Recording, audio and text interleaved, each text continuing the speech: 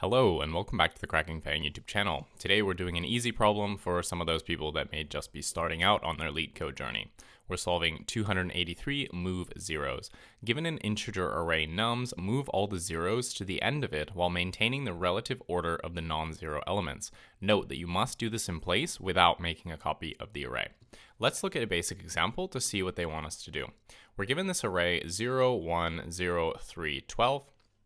And as we're told, we want to move all the zeros to the end while maintaining the relative order here.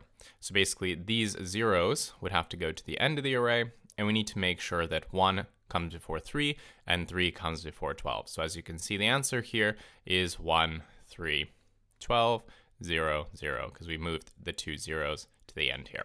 Now, this question is really easy to visualize because obviously it's quite simple. You just kind of move the zeros to the end, but executing it in code is a little bit more complicated. Now, let's get rid of all of this text here and think about how we can actually solve this in code. Okay, so we looked at a very basic example and it's quite simple visually looking at it, but how do we actually solve this problem? And the way that we're going to do this is we're actually going to keep track of where our last zero was, and as soon as we see an element that's not a zero, we're going to swap it with the position of that zero, and we're going to do this for every single element as we traverse from left to right over the array. Now, let's see what variables we need. We're going to need the position of our last zero. So we're going to say the last zero is at the beginning. We haven't actually seen any zeros, so we'll just set it to -1. Then what we want to do is we want to iterate over our array from left to right. And there's obviously going to be two cases here. And the first case is going to be that we see a zero. So see a zero. And the second case is see a non-zero, right? Okay, so what happens when we see a zero? Well, if this is the first zero we've seen, then we want to make note of it and actually update our last zero location. And the reason we only care about the leftmost zero is because we obviously want to make the swap with the zero that comes first. We don't want to do it with something that comes later. So if we haven't seen a zero, and we know this is the case because last zero will still be at -1, we want to update it. So when we get to this first zero, we'll say that it actually occurs at the 0th index. Now let's continue through the array. We're going to get to our 1. And when we see a non-zero element, there's two questions we have to ask ourselves. The first is, have we seen a 0 before? Seen 0. Or 2, which is actually the easier case, not seen yet. If we haven't seen a 0, then that means that there's no swap that we can make. Excuse me. And we don't have to do anything. So this is the easy case. If we've seen a 0, then we have to make the swap. So we look at what the position of our last 0 was, and we swap the two indexes. So when we swap these two, our array will now be 1, 0, 0, 3, and 12. So we are good there. Now we are at this index still. So now our last 0, we need to update it to be here, right? So our last 0 is at the first index. Now what we want to do is we want to go to the next element, which is a 0. And remember, we've already seen a 0, so there's no reason for us to update this because we always want the leftmost 0 to be what's pointed at in this variable here.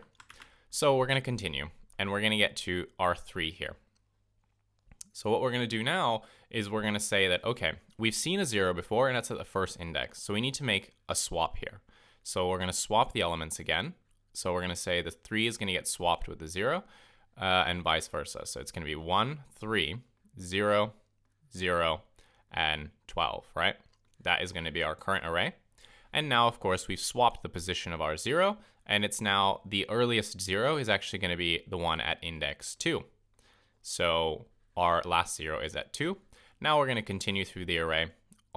We were at index 2 before, now we're at index 3. It's a 0, but obviously we've already seen a 0 and it's at index 2, so we don't have to do anything. Then we get to this final element, which is 12. And again, we're going to ask ourselves, have we seen a 0? Yes, we have. What index is it? 2. So let's make the swap. So after we do the swap, we're going to say that the array will look like 1, 3, 12, and 0, 0. So we have now moved all of our zeros to the end, and obviously 12 was the last element we needed to iterate over in our array. So we're actually going to finish, and then you see that our answer, as expected, is 1, 3, 12, 0, 0. So that's the general intuition. Now let's actually go code this up using the exact same algorithm that I just detailed here. I'll see you in the code editor. We are in the code editor. Let's type this up.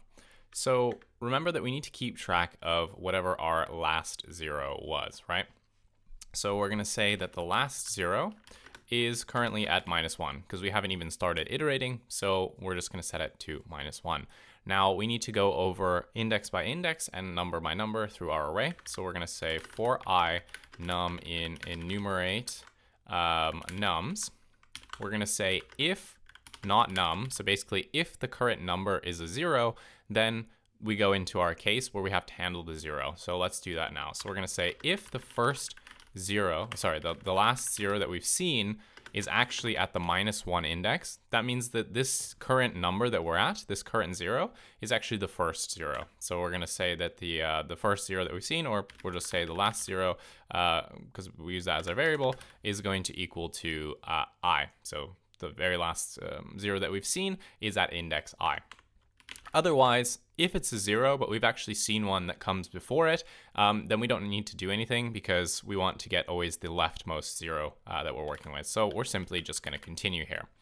All right, so that is the case where the number is a 0. What happens if it's non-zero? Well, we need to swap it if we have seen a 0, and if we haven't seen a 0 so far, then we don't actually have to do anything. So let's do the simple case first, and that is if the last 0 actually equals to -1. Again, this means that we haven't seen a 0 yet, so we can just continue because there's no swap that needs to be done.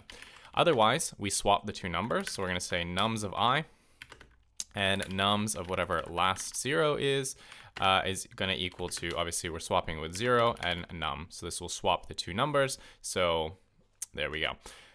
Okay, now what we want to do is, remember, we actually need to update the position of our last 0, right? So we're going to say while last 0 is less than the length of nums, so we're going to move its position up, and we obviously have to make sure that we don't accidentally move it outside of the array, and that the nums of the last 0 doesn't equal to 0, then we want to update the position of our 0, right? So we're going to say last 0 plus equals to 1. So this will be moving the position of our last 0 up.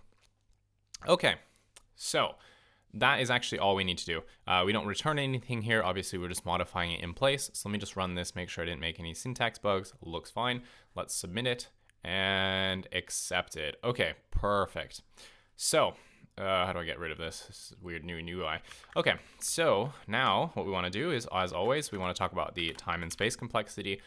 So for the time, obviously, what we're doing is we're iterating over the array from left to right, and we're swapping things as we do. The swaps are always going to be kind of O of 1 operations, so our total time complexity here is going to be big O of n. For space complexity, as you can see, we don't use any extra space. So what this means is that our space complexity is just big O of 1. And that's how you solve the problem move zeros. A bit tricky if you haven't seen it before. It's a little bit annoying to get your head around, but it's a good, easy problem to kind of get you into that Leetcode mindset. Anyway, thank you so much for watching. If you found the video helpful, why not subscribe to the channel and leave me a like? It really helps me grow. And I will see you in the next one. Bye.